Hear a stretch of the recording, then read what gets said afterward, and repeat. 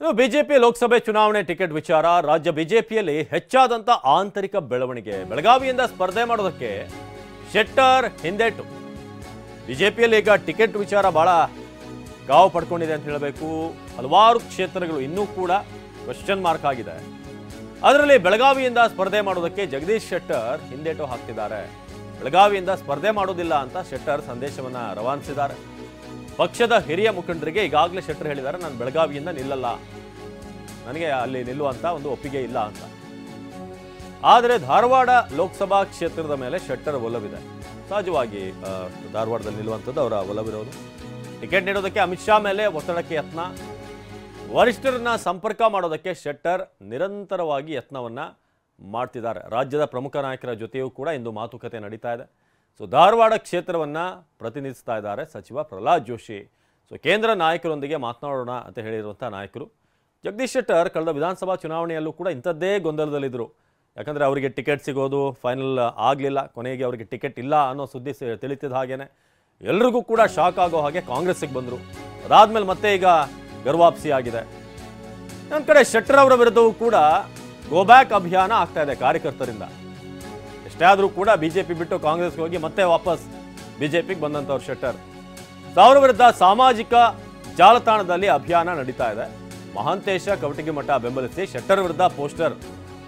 ಪಕ್ಷದಿಂದ ಪಕ್ಷಕ್ಕೆ ಹಾರುವಂತ ಜಗದೀಶ್ ಶೆಟ್ಟರ್ಗೆ ಯಾಕೆ ಟಿಕೆಟ್, ಅವ್ರು ನಮಗೆ ಬೇಡ ಅಂತ ಕಾರ್ಯಕರ್ತರು ಹೇಳ್ತಿದ್ದಾರೆ. ಸ್ಥಳೀಯ ನಾಯಕರಿಗೆ ನಮ್ಮ ಮತ, ಅವರೇ ನಮಗೆ ಹಿತ. ಅಧಿಕಾರಕ್ಕೆ ಪಕ್ಷ ಬಿಟ್ಟವರಿಗೆ ಕ್ಷೇತ್ರ ಬಿಡೋದೇನು ದೊಡ್ಡದಲ್ಲ ಅಂತ ಕೂಡ ಹೇಳಿದ್ದಾರೆ ಕಾರ್ಯಕರ್ತರು. ಇದು ಗೋ ಬ್ಯಾಕ್ ಶೆಟ್ಟರ್ ಅನ್ನೋದು ನೀವಲ್ಲಿ ನೋಡ್ಬೋದು. ಒಂದು ವೇಳೆ ಬೆಳಗಾವಿಯಿಂದ ಹೊರಗಿನವ್ರನ್ನ ನಮ್ಮ ಮೇಲೆ ಹೇರಲು ಪ್ರಯತ್ನಿಸಿದಲ್ಲಿ ಗೋ ಬ್ಯಾಕ್ ಶೆಟ್ಟರ್ ಖಚಿತ ಅಂತ ಈಗ ಅಲ್ಲಿ ಒಂದು ಪೇಜ್ನವರು ಹಾಕಿದ್ದಾರೆ. ಸೊ ಇನ್ನೊಂದು ಕಡೆ ಅಧಿಕಾರಕ್ಕಾಗಿ ಪಕ್ಷ ಬಿಟ್ಟವರಿಗೆ, ಅಂದರೆ ಪಕ್ಷದಿಂದ ಪಕ್ಷಕ್ಕೆ ಜಂಪ್ ಆಗೋರಿಗೆ ಯಾಕೆ ಟಿಕೆಟ್ ಕೊಡಬೇಕು ಅಂತ ಹೇಳಿದ್ದಾರೆ.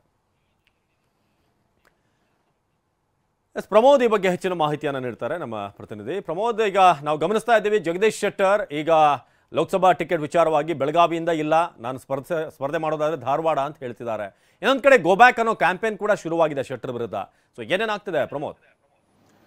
ಅವಿನಾಶ್, ಬಿಜೆಪಿಯ ಒಳಗಿನ ರಾಜಕೀಯವನ್ನು ನೋಡ್ತಾರೆ. ನಿಜಕ್ಕೂ ಲೋಕಸಭಾ ಚುನಾವಣೆಯ ವಿಚಾರ, ಅದರಲ್ಲೂ ಟಿಕೆಟ್ ಹಂಚಿಕೆ ವಿಚಾರ ಸಾಕಷ್ಟು ಗೊಂದಲದ ಗೂಡಾಗೋದು ಒಂದರ ಜೊತೆಗೆ ಕೇಸರಿಯ ಮನೆ ಒಳಗಡೆ ಕೂಡ ಇಂಟರ್ನಲ್ ಪೊಲಿಟಿಕ್ಸ್ ತುಂಬ ಜೋರಾಗ್ತಾ ಇದೆ. ಈಗ ಬೆಳಗಾವಿ ವಿಚಾರಕ್ಕೆ ಅಥವಾ ಶೆಟ್ಟರ್ ವಿಚಾರಕ್ಕೆ ಬರೋದಾದರೆ, ಶೆಟ್ಟರ್ ಇವತ್ತು ರಾಜ್ಯದ ಹಿರಿಯ ನಾಯಕರಿಗೆ, ಬಿಜೆಪಿಯ ಹಿರಿಯ ನಾಯಕರಿಗೂ ಕೂಡ ಕರೆ ಮಾಡಿ ಮಾತನಾಡಿದ್ದಾರೆ. ಬೆಳಗಾವಿಯಿಂದ ಸ್ಪರ್ಧೆ ಮಾಡೋದಿದ್ರೆ ನನಗೆ ಬೆಳಗಾವಿಯಿಂದ ಟಿಕೆಟ್ ಬೇಡ, ಅದ್ರ ಬದಲಾಗಿ ಧಾರವಾಡದಿಂದಲೇ ಟಿಕೆಟ್ ಕೊಡಿ ಅನ್ನುವಂಥ ಬಿಗಿಪಟ್ಟನ್ನು ಕೂಡ ಹಿಡಿದ್ದಾರೆ. ಇಲ್ಲಿ ಎರಡು ವಿಚಾರ ಇದೆ. ಒಂದು, ಬೆಳಗಾವಿಯಿಂದ ಯಾಕೆ ಬೇಡ ಅಂದರೆ ಈಗಾಗಲೇ ಅಲ್ಲಿನ ಸ್ಥಳೀಯವಾಗಿರುವಂಥ ಪರ್ಮಿಟೇಷನ್ ಮತ್ತು ಕಾಂಬಿನೇಷನ್ ಅಥವಾ ಜಾತಿ ಸಮೀಕರಣ ಇರ್ಬೋದು, ನಾಯಕರ ನಡುವಿನ ಲೆಕ್ಕಾಚಾರಗಳಿರ್ಬೋದು, ಅದರಲ್ಲಿ ಸ್ವಲ್ಪ ಹೆಚ್ಚು ಕಡಿಮೆ ಆದರೂ ಕೂಡ ಗೆಲ್ಲೋದು ಕಷ್ಟವಾಗ್ಬೋದು. ಇದು ಒಂದು ಲೆಕ್ಕಾಚಾರ. ಜೊತೆಗೆ ಈಗಾಗಲೇ ಸ್ಥಳೀಯವಾಗೂ ಕೂಡ ಅನೇಕ ನಾಯಕರ ವಿರೋಧ ಕೂಡ ವ್ಯಕ್ತವಾಗ್ತಾ ಇದೆ. ಅನೇಕರು ಸ್ಥಳೀಯ ನಾಯಕರಿಗೆ ಕೂಡ ಹೊರಗಡೆಯಿಂದ ಬಂದಿರುವಂಥ ನಾಯಕರಿಗೆ ಈ ಬಾರಿ ಟಿಕೆಟ್ ಕೊಡೋದು ಬೇಡ ಅನ್ನುವಂಥ ಮಾತುಗಳನ್ನು ಕೂಡ ಹೇಳ್ತಿದ್ರು. ಅದು ಒಂದು ಭಾಗ.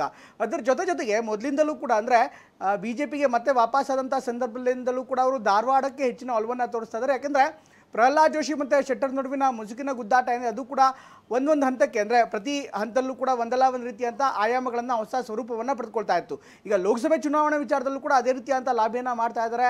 ಸಂಘ ಪರಿವಾರದ ನಾಯಕರ ಜೊತೆಗೂ ಕೂಡ ಮಾತನಾಡ್ತಾ ಇದ್ದಾರೆ. ರಾಜ್ಯದ ಬಿಜೆಪಿಯ ಹಿರಿಯ ನಾಯಕರಿಗೂ ಕೂಡ ಮಾತನಾಡ್ತಾ ಇದ್ದಾರೆ.